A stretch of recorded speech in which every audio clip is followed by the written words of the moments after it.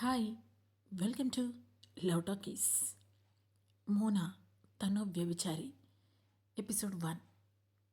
సాయంత్రం 6 గంటలవుతోంది. ఆ వీధిలో లైట్లు అప్పుడే వెలుగుతున్నాయి.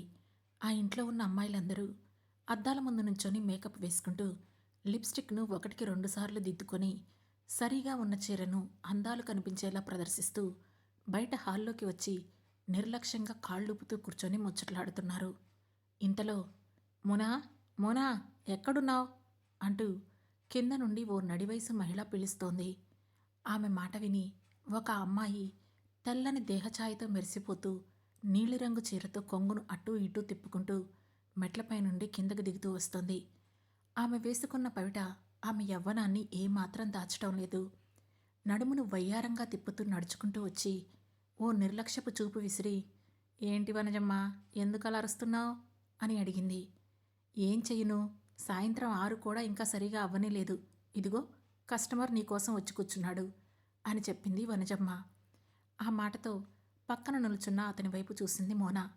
పాత కస్టమరే, 2-3 రోజులకు ఒకసారి వచ్చేవాడే కావడంతో అతన్ని చూసి, ఏంటి అప్పుడే వచ్చేసావు, చీకటి పడే వరకు ఆగలేకపోయావా అంటూ అతన్ని చూసి కొంటెగా కన్నుగీటుతూ అడిగింది మోనా. అతను సిగ్గుపడుతూ లేచి నుంచున్నాడు. వయసు 35 ఉంటాయేమో. చూడడానికి కొంచెం ఆకర్షణీయంగానే ఉన్నాడు. మోనా వయసు 27 ఉండొచ్చు. చూడగానే ఎంతటి మగవాడినైనా అయస్కాంతంలా తన వైపు వచ్చేలా చేసుకునే అందం ఆమె సొంతం. అందుకే ఆమె పొందుకోరేందుకు ఆమె కోసమే ఎక్కువ మంది పురుషులు ఆ ఇంటికి వస్తుంటారు. సరేరా అంటూ మోనా నడుచుకుంటూ పైకి వెళుతుంటే ఆమె వెనకే అతను అనుసరిస్తూ వెళుతున్నాడు.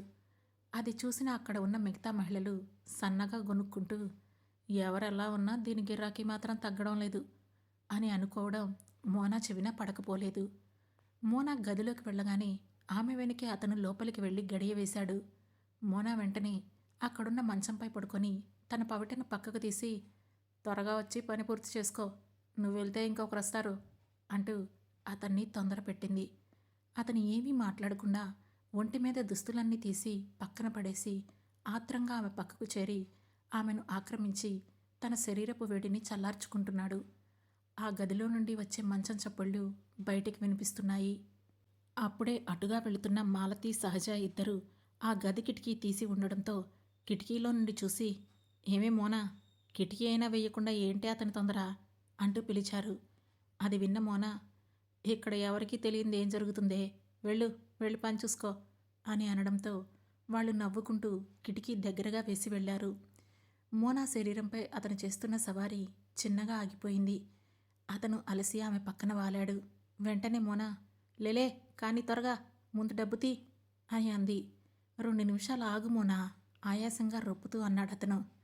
హేరా, గదిలోకి వచ్చినప్పుడు 2 నిమిషాలు నువ్వేమైనా ఆగావా? డబ్బు ఇవ్వడానికి ఎందుకు ఆగమంటున్నావు? ముందు డబ్బిచ్చి ఇక్కడి నుంచి వెంటనే వెళ్ళు, నువ్వు వెళ్తే ఇంకొకడు వస్తాడు, లే అని మోనా అనడంతో అతను చేసేదేమీ లెక్క లేచి తన షర్ట్ తీసుకొని జేబులో నుండి 1000 రూపాయలు తీసి ఆమెకి ఇచ్చాడు. వాటిని తీసుకున్న ఆమె, సరే త్వరగా ఇక్కడి నుంచి కదలు అంటూ బాత్రూంలోకి వెళ్ళింది. 5 నిమిషాల్లో తిరిగి వచ్చింది. అతను బట్టలు వేసుకొని, మళ్ళీ రేపు వస్తా మోనా అన్నాడు. అద్దంలో చూసుకుంటూ లిప్స్టిక్ దిద్దుకుంటున్న మోనా, సర్లే ఈసారి వచ్చేటప్పుడు ఇంకో 100 ఎక్కువ తీసుకురా అంది. ఏంటి, ఇంకో 100నా? మొన్నేగా రేటు పెంచావు, మళ్ళీ ఎప్పుడే పెంచితే ఎలా మోనా అని అడిగాడు.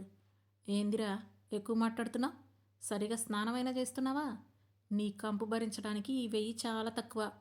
ఇంకో 100 పెంచితేరా, లేకపోతే వేరే వాళ్ళని వెతుక్కో, వెళ్ళు అని అనడంతో అతను, మీ పనే బాగుందే, 10 నిమిషాల్లో 1000 రూపాయలు నొక్కేస్తున్నారు, అవి కూడా సరిపోక ఇంకా పెంచుతుందట, డబ్బులు ఊరికే వస్తున్నాయి అనుకుంటున్నాయి అంటూ లకారంతో నసుగుతున్నాడు. వెంటనే మోనా అద్దం దగ్గర నుండి పరిగెత్తుకుంటూ వచ్చి అతన్ని లాగిపెట్టి కొట్టింది. ఊహించని ఆ దెబ్బకు అతను బిత్తరపోయి నించున్నాడు. వెంటనే అతని కాలర్ పట్టుకొని, ఏందిరా అంటున్నావు, 10 నిమిషాల్లో సంపాదించావా? ఇంటికాడ నీ పెళ్ళా ఉందిగా, మరి ఇక్కడికొచ్చి మా మీద పడి ఎందుకు దొర్లుతున్నావు? మేమేమైనా నీ పెళ్ళాలమారా, నువ్వొస్తే పైకెక్కించుకొని మురిసిపోవడానికి? డబ్బులు లేకుండా చేసే నీ పెళ్ళాం కూడా నీ కంపు భరించలేదు, మరి మేమెందుకురా నోరు మూసుకొని భరించాలి?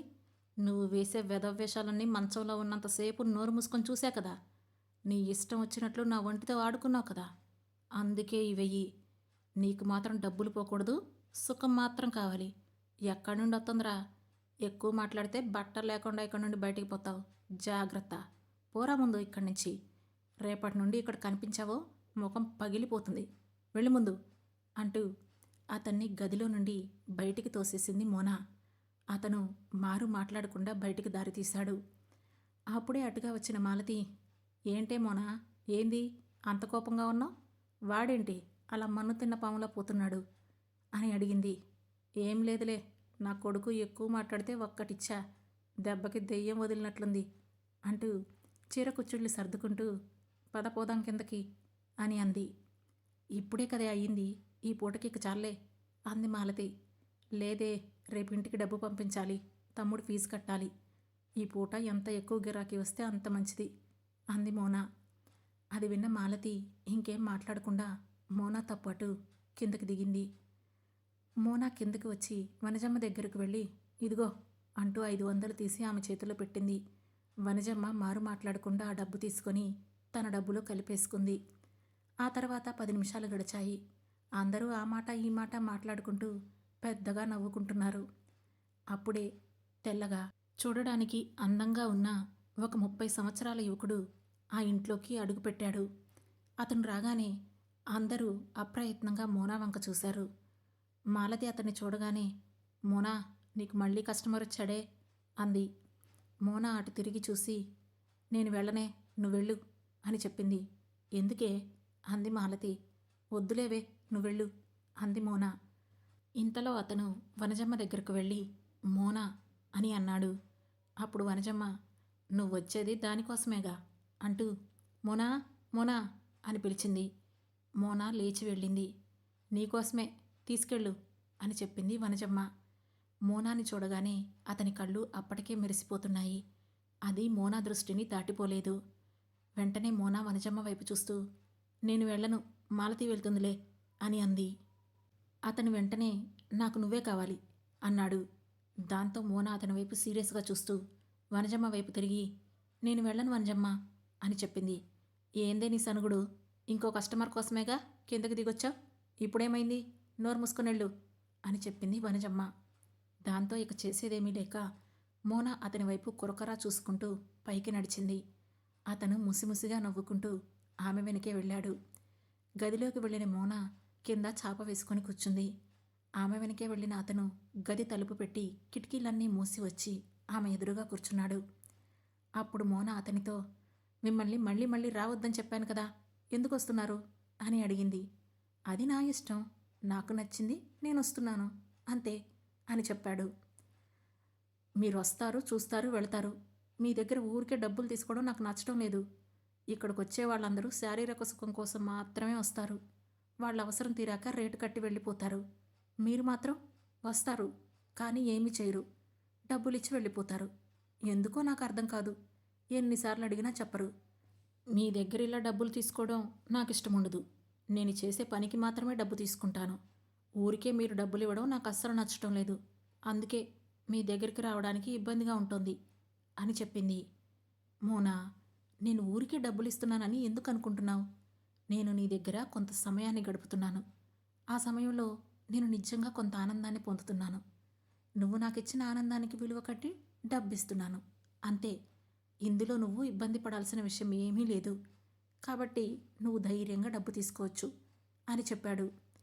మీరు వస్తారు, ఏమీ మాట్లాడరు, ఏమీ చేయరు, ఇక మీకు ఆనందం ఎక్కడ దొరుకుతుంది అని అడిగింది మోనా. అది నీకు తెలియదులే మోనా, నాకు మాత్రమే తెలుస్తుంది. అందుకే రోజూ వస్తాను, ఈ ఆనందాన్ని నా వెంట తీసుకెళ్తూ ఉంటాను అని చెప్పాడతను. ఏంటో మీరు నాకు అర్థమే కారు. సరే సరే, మీకు ఇలా చూస్తూ కూర్చుంటే ఆనందంగా ఉంటుందేమో, నాకు మాత్రం ఏమీ తోచడం లేదు, ఏదైనా మాట్లాడండి అని అంది. అప్పుడు అతను మోనా వైపు చూస్తూ, కనులు కలువలై విచ్చుకున్నాయి నీ మేని సొగసును చూసి, మనసు భ్రమరమై ఎగురుతోంది నీ అందమైన మోమును చూసి, మాటలన్నీ మౌనాన్ని ఆశ్రయించాయి నీ పెదవి విరుపును చూసి, ఇక మాటలెలా వస్తాయి? నీ చెంత నేనున్నంతసేపు కాలానికి ఎందుకంత తొందరో అర్థం కాదు, ఎవరో తరుముతున్నట్లు పరిగెడుతోంది. అంటూ ఆమె వైపు చూశాడు. అంతా విని నీరసంగా చూసిన మోనా, నేను మిమ్మల్ని మాట్లాడమని చెప్పాను సారు, పద్యాలు పాడమనలేదు. మీరేం చెప్పారో నాకు ఒక్క ముక్క కూడా అర్థం కాలేదు అని అంది మోనా. అతను చిన్నగా నవ్వాడు. అయినా నాకెందుకీ బాధ, మీతో ఇదే ఇబ్బంది. మాట్లాడమంటే ఏం మాట్లాడతారో అర్థం కాదు, మాట్లాడకుండా ఉంటే నాకేం తోచదు. కొంచెం నాకు అర్థమయ్యే భాషలో మాట్లాడండి సార్ అంది మోనా. సరే, నా పేరేంటో తెలుసా నీకు అని అడిగాడు అతను. మా దగ్గరకు రోజు ఎంతోమంది వస్తుంటారు పోతుంటారు, ఒక్కరి పేరు కూడా మాకు తెలీదు. వాళ్ళ పని వాళ్ళు చేసుకొని పోతారు, పేర్లతో మాకు పని ఉండదు అని చెప్పింది మోనా. అంటే నేను కూడా అందరిలో ఒక్కడినేనా అని కినుకగా అడిగాడతను. అంతే, మాకే ఊరైనా ఒకటే అని చెప్పింది మోనా. అంటే ఇన్ని రోజుల్లో ఒక్కసారి కూడా నీకు నా పేరు అడగాలనిపించలేదా అని అడిగాడతను. దాంతో ఆమె నిర్లక్ష్యంగా చూస్తూ, అసలేంది సార్ మీ బాధ, నాకేమనిపిస్తే మీకేంది, మీ పేరుతో నాకేం పని అని విసుగు జోడుస్తూ అడిగింది మోనా. ఆ సమాధానానికి అతను కొంచెం ఇబ్బందిగా కదిలాడు. అయినా మళ్ళీ సర్దుకుంటూ, సరే, నా పేరు నవరాగ్ అని చెప్పాడతను. ఆ పేరు విని ముఖం చిట్లిస్తూ, నవరాగ్న, అదేం పేరు సారు, అంటే అర్థమైంది అని అడిగింది మోనా. నవరాగ్ అంటే కొత్త రాగమని అర్థం. మా అమ్మగారు కొంచెం భావుకత కలిగిన మనిషి, అందుకే అలా పేరు పెట్టింది అని చెప్పాడు. అవునా, భావుకతనా అంటే అని అర్థం కానట్లు ఫేస్ పెట్టి అడిగింది మోనా. నువ్వు ఏదైనా చూసినప్పుడు కానీ, నువ్వు ఎవరినైనా తలుచుకున్నప్పుడు కానీ, ఎవరూ నీ చుట్టూ లేకపోయినా నువ్వు ఆనందంగా ఉండేలా ఏదైతే చేస్తుందో దానిని నువ్వు అనుభవించడమే భావుకత అని చెప్పాడు నవరాగ్. ఏమో సారు, అవన్నీ నాకు తెలీదు అంది మోనా. అతను చిన్నగా నవ్వుకుంటూ, సర్లే, నేను నిన్నేమైనా అడగొచ్చా అని అడిగాడు నవరాగ్. నా గురించి ఏముంది సారు మీరు అడగడానికి అని అంది మోనా.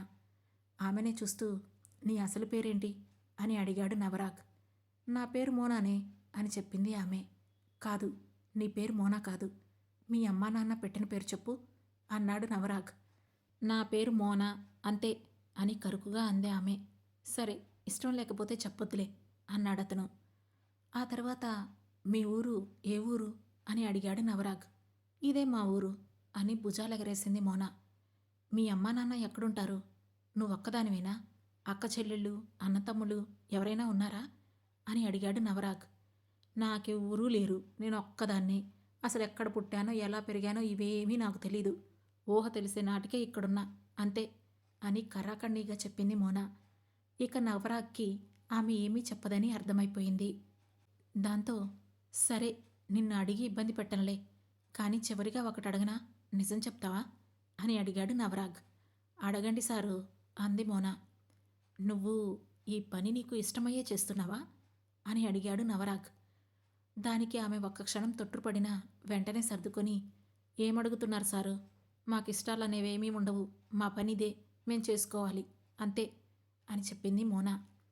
అదే అడుగుతున్నా, మీ పని ఇదే కాబట్టి చేస్తున్నావా, లేక ఇష్టం లేకపోయినా చేస్తున్నావా అని అడిగాడు నవరాగ్.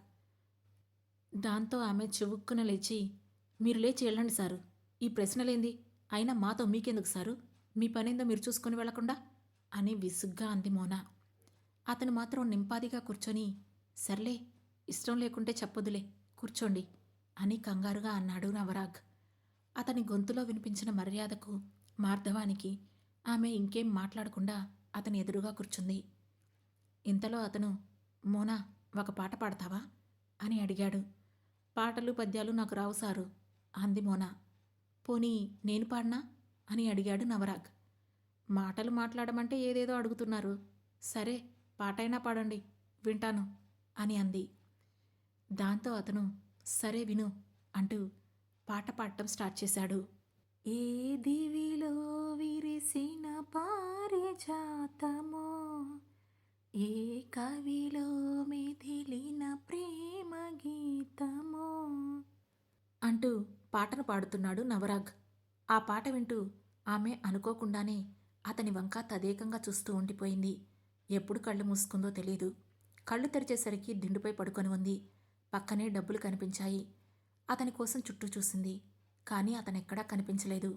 చుట్టూ ఉన్న చీకటి చూస్తే తెలతెలవారుతున్నట్లు అనిపిస్తోంది. దాంతో ఇదేంటి ఇలా నిద్రపోయాను? ఈయనగారి పాటేమో గాని ఇంత మత్తుగా నిద్రపోయానే. నిన్న గిరాకీ మొత్తం పోయింది. ఇంకోసారి ఇతనితో మాత్రం అస్సలు ఉండకూడదు అనుకుంటూ అతనిచ్చిన డబ్బును తీసుకొని లెక్క చూసింది. మొత్తం 5,000 వరకు ఉంది.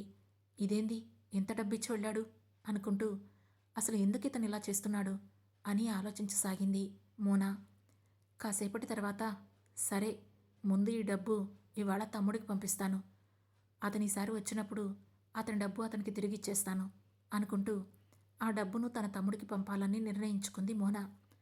అనుకున్నట్లే ఆ రోజే తన ఇంటికి డబ్బులు పంపించింది మోనా. ఆ తర్వాత కూడా రోజులు అలాగే గడిచిపోతున్నాయి. పగలంతా నిద్రపోవడం, రాత్రంతా కోరికతో ఉడికే మగమహారాజులకు శరీరాన్ని అప్పగించడం, ఇదే ఆమె నిత్యకృత్యం. వారం గడిచిపోయింది. నవరాగ్ జాడలేదు. మోనా కూడా పెద్దగా పట్టించుకోలేదు. రోజూ కస్టమర్లు రావడం వెళ్ళడం ఇదే జీవితంగా మారిన ఆ ఇంటిలోని ఆడవాళ్ళకి కొన్ని సున్నిత విషయాలు అర్థమైనా అర్థం కానట్లే నటించి బతుకుబండిని ముందుకు లాగుతారేమో. మోనా ఆ రోజు మధ్యాహ్నం కాసింత తిని మాలతి పక్కనే నడుం వాల్చింది. ఏంటి మాలతి, కొంచెం లావెక్కావు, ఏంటి సంగతి? వచ్చే వాళ్ళందరూ సన్నగా ఉన్నావని అంటున్నారా ఏంది అని నవ్వుతూ అడిగింది మోనా. అదేమీ లేదే, అన్ని రోజులు సన్నగా ఉండడానికి ఎట్లానే అవుతాయి, అప్పుడప్పుడు కొంచెం లావుగా అంది మాలతి. దాంతో ఇద్దరూ పెద్దగా నవ్వుకున్నారు. అయినా మనం ఎలా ఉన్నా సరే వచ్చే మగాళ్ళకి లోటుండదే. ఇంట్లో ఆడవాళ్ళు అందంగా ఉన్నా మగాడికి మరో ఆడదానిపైన మోజు ఉంటానే ఉంటుంది. అందుకే మనలాంటి ఆడాళ్ళకి గిరాకీ ఉంటుంది అని చెప్పింది మాలతి. అంతేలే, మగబుద్ధి అలాంటిదేమో కానీ అంటూ సడన్గా ఆగిపోయింది మోనా. ఆ తర్వాత ఏం జరుగుతుంది తెలుసుకోవాలంటే వెంటనే మా లవ్ టాకీస్ ఛానల్ను సబ్స్క్రైబ్ చేసుకొని మోనా తనో వ్యభిచారి సిరీస్లోని నెక్స్ట్ ఎపిసోడ్ను వినండి. మా ఈ కథ మీకు నచ్చినట్లయితే లైక్ చేసి, షేర్ చేసి, కమెంట్ చేసి, హై పాయింట్స్ కూడా ఇచ్చి మమ్మల్ని సపోర్ట్ చేయండి. Thank you.